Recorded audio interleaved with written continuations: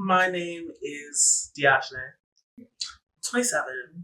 Big 30. I'm a Libra sun, Cancer moon, Sagittarius rising.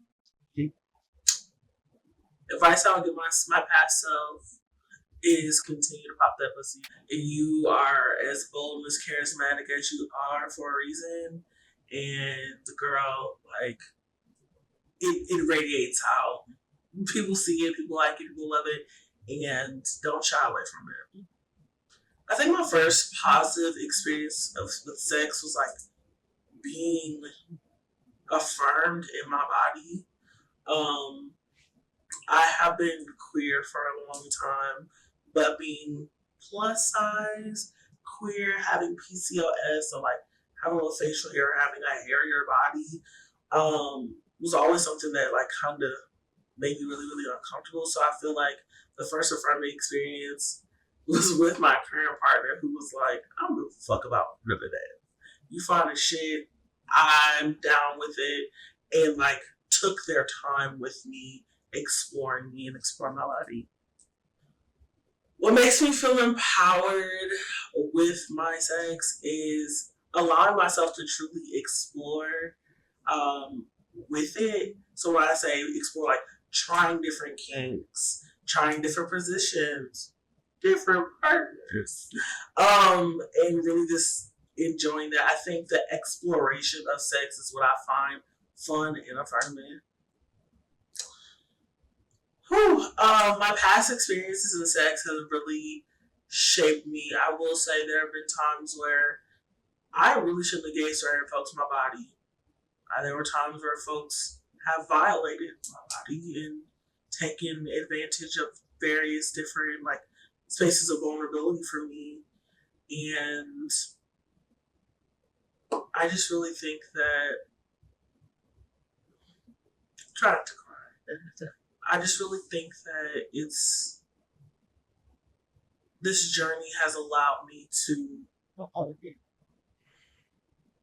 sorry, I'm really trying not to cry. It's allowed me to be more firm in my no. If I don't want to fuck you, I don't want to fuck with you. I don't have to, don't need to, don't want to. And stand firm on that. Younger me should have said no a lot more. Older me is going to continue to say more. Francis, I'm 25. I am a Gemini sun, Pisces moon, Cancer rising. I would personally first say you don't like man for real, and that is perfectly okay.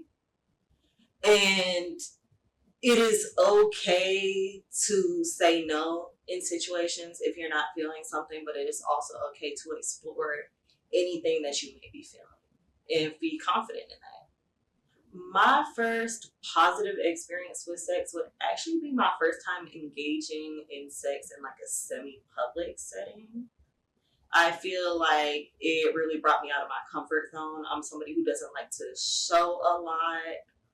I was raised to really be seen and not heard and just kind of almost minimize myself. So being in a space where I'm just like, yeah, I don't really care who sees.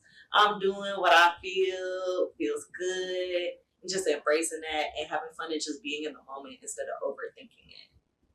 I have two answers for this. One would be a lot of the lyrics that we're hearing nowadays, bringing up different aspects of reproductive justice and the work that we do inside of the media. For example, Lotto saying, I'll spend that 500 before I ever trap you. Lyrics like that, just affirming that we don't have to abide by the standards that we may have been raised to live in. We can live in our current truth. And that's fine. Like, it doesn't matter how somebody else feels about the things that we do. You can just embrace that. And then additionally, just using what I have to get what I want.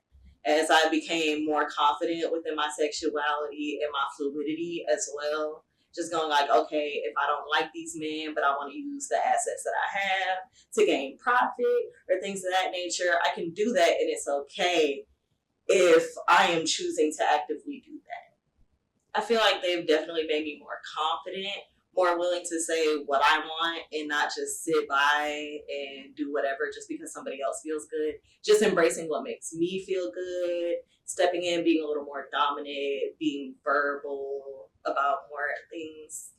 Just kind of makes me feel good in the moment. My name is Deborah, 24, Cancer Sun, Pisces Moon, Sagittarius Rising. You don't have to take the practices that you were taught at a young age and internalize them. And if you do, you don't have to always believe in that. You're free to change your mind at any time you want to. I would say my first positive experience with sex would be having the ability to be with someone else who also was fat. We live in a very anti-fat society. And because of that, I feel if I would have had a skinnier partner who didn't have the politics to really understand the navigation of fatness, it would be a completely different scenario. And having someone else who I was with who was fat made me feel less uncomfortable about showing my body because they knew how I looked like and I knew how they looked like. And we both were like, okay, we're fat, so we're going to enjoy this and have a good time. I would say Queen Latifah. I feel like we don't have enough representation when it comes to fat women in general, but adding like Black fat women who are beautiful, who are confident, who are talented. And Queen Latifah just embodies all of that. She's a rapper, a musician. She's an actress. She has directed things. She's just a jack of all trades. And to see that in the main screen and to see her be a love interest was just really empowering growing up. So I think it's an ongoing journey. I'm still pretty young. There's still so many more sexual experiences to be had. But I feel like with having experience with sex, I feel less shame about it. Growing up in a very evangelical, strict Christian household, it's very easy to feel shame about sex, very easy to not have resources that are actually accurate and true. And I feel that sex for me is definitely more of a positive thing than a negative thing compared to the past. Kazsia, 24. I am a Sagittarius Sun, Aquarius Moon, and Cancer Rising. I think words of affirmation is, I would just tell myself, like, it's okay to be nasty. It's okay to be freaky. It's okay to explore different things, you know, because you're constantly going to be learning your body. So it's best to figure out what you like now and just keep exploring it. Keep going and keep growing. My first positive experience with sex was being plus size. I never really wanted to get fully unclothed during sex. I was very self-conscious. And I had a ex-partner that was like, okay, enough of that. Like, I knew you was fat when I got with you. I am extremely turned on by your beauty, your body, and your booty. So I want you to take it all off. And I think that night I just completely just was all the way vulnerable. And I think that was the most positive sex experience I had because I was allowing myself to just be completely free. I was allowing myself to, you know, get out of my head, you know, and it also taught me to love the body that I'm in as well. And thinking about your journey with sex, is there anything that makes you feel empowered? Think about your journey with sex. Is there anything or anyone that makes you feel empowered? It can be a sex or sensual icon, artist, or someone else. I think Megan Thee Stallion definitely makes me feel empowered. I feel like everything about Megan Thee Stallion just embodies sex, sexuality, being sensual, just sexiness all over. And I think the music that she makes, it also just hypes me up to be that freaky, sensual person. I think it also like rids me of a lot of like shame that I may feel like having multiple partners and wanting to like have casual, frisky sex, one night stands, all of that. So I think she definitely empowers me the most. I think my sexual experiences have kind of created a sense of normalcy. in my life, and I think it's also created a sense of normalcy when I think about sex. I think of sex as being something that I really enjoy, and I think of it as something that I just do for like recreational purposes. I don't think of like, oh, I'm having sex to have babies. I'm having sex so that I can please my man. I can keep my man. I can, do all of that. I'm having sex because I genuinely just like to have sex and I like to get mine. I feel like being a queer femme presenting person impacts me because the girls kind of don't think that you can be dominant when it comes to, being in the bedroom. And I like to throw studs around a little bit, I like to do a little 1-2. So, like, queer sex is so liberating and it's so fun. It being like we're not living in a binary, we're not in a box, even down to the time. Like, it can go from 2 minutes to 2 hours. It just depends on how much fun we're having. And I think that aspect is like being this sort of like free with my feminine expression, being this sort of free in this space with other very fun lesbian folks or queer adjacent folks. It just allows me to explore as much as I can. Like, I can be as gay as I want with a very other gay person. So, yeah. So, for me, I feel like when it comes to language and sex, we have to understand, like, colloquialisms. Like, there are certain things that, like, belong to various different communities. But I would say specifically, like, being Black in this space, like, we are very aggressive when it comes to, like, how we talk about it. It feels sometimes as if it is more heteronormative. Like, I'm gonna beat that pussy up. It's like, whoa, whoa, whoa, whoa. Don't hurt me. But, like, I also understand, like, it is, like, a cultural thing. I do think that sometimes it does perpetuate violence, but at the same time, I think it's something that we can unlearn and grow and process with. You can be dominant, but you don't have to use, like, violent, dominant language to prove your point. You can, talk somebody through it, and be very straightforward in the languaging without, like, being a weirdo about it.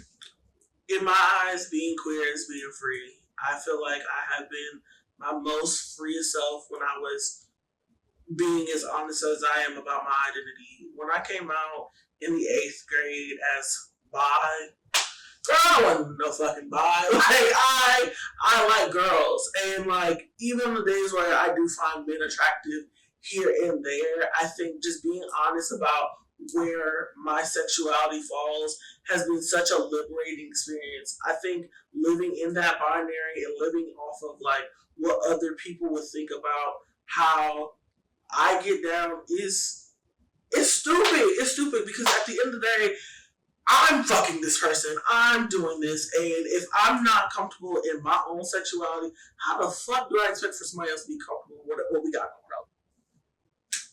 I think it gave me a new sense of openness and intentionality, especially just taking the time to be explored and to explore a person. That was something that was definitely new to me and something that I just learned to embrace. And it taught me that sex doesn't have to be a job or a chore. It's something that I love and that I enjoy. And I just didn't realize that until I started living my own truth. I feel like it's definitely a spectrum. We have certain language that could promote quote unquote purity, but it's actually definitely leading to shaming and leading people to not actually explore the things that they want to explore within their sexuality. We have certain language that can be used in media that can be very derogatory, very objectifying, very inappropriate, and promote violence within sex. and that's something that could be problematic. But we also have different language that can be very, I want to say like non-inclusive, to where people aren't able to put the words to their feelings if they didn't learn the certain terms for maybe like the kinks that they're feeling or the things that they like to do in the bedroom, and they don't know how to explain it to somebody, and so that can push them out of certain spaces. But I think that when we are taught I'm not going to say proper language, but just language that can actually put words to our experiences and our emotions, it could be extremely empowering. So it's just all depending on what language is used. I think it just leads to a new sense of exploration. When I started actually embracing my sexual identity and my gender identity, I stopped falling within a binary. I didn't think of what I felt like pop culture, media, other people, the religion I was originally raised up in. I wasn't focused on what those things tell me to do in the bedroom. I was focused on what I like, what feels good to me, what feels good to any partner that I'm with, and exploring those things. I'm someone who takes a lot of pleasure within giving my partner's pleasure. And so being able to explore that instead of thinking, okay, am I doing this right? Is it supposed to be this way or that way? And just living in the moment and listening to my partner and also telling them what to do, that was really reaffirming for me.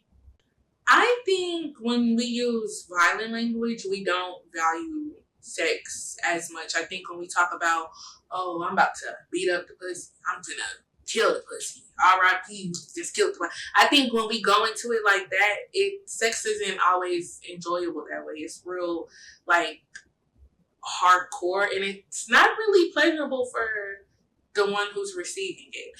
And I also think when we talk about how much we love the taste of pussy, or we can't wait to eat it, and I think that when we speak of it highly like that, it's more sacred. We want to savor the sex. We want to enjoy it. So I think definitely how we speak about sex, it will impact how good the sex is.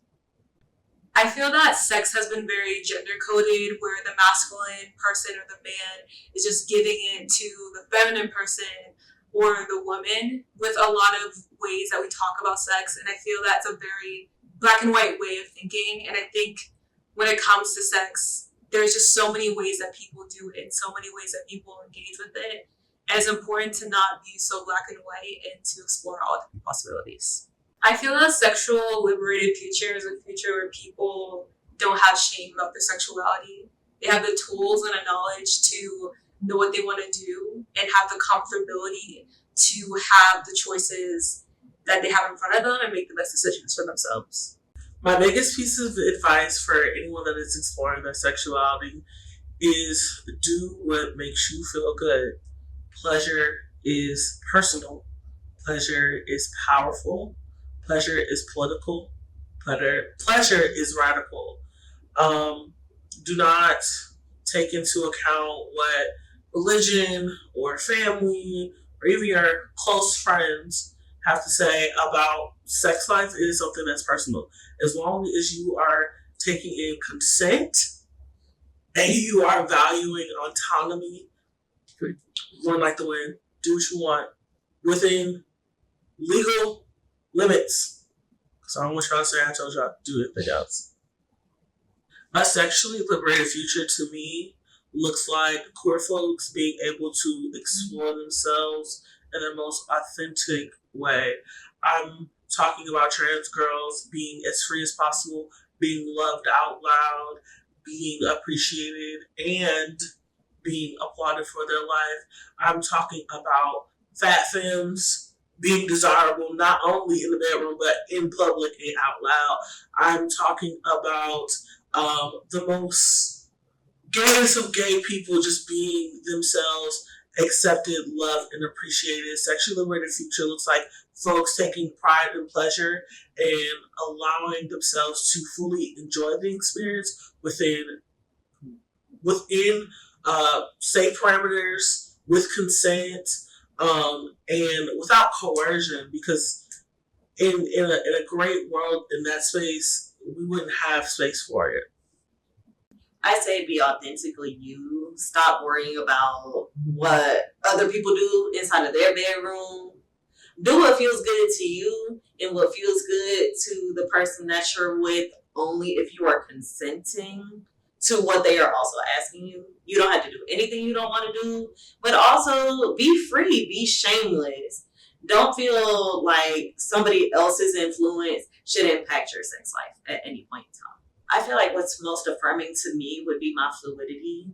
I like to explore anything. I'm someone who's very, very close to I will try anything once or twice. Not everything.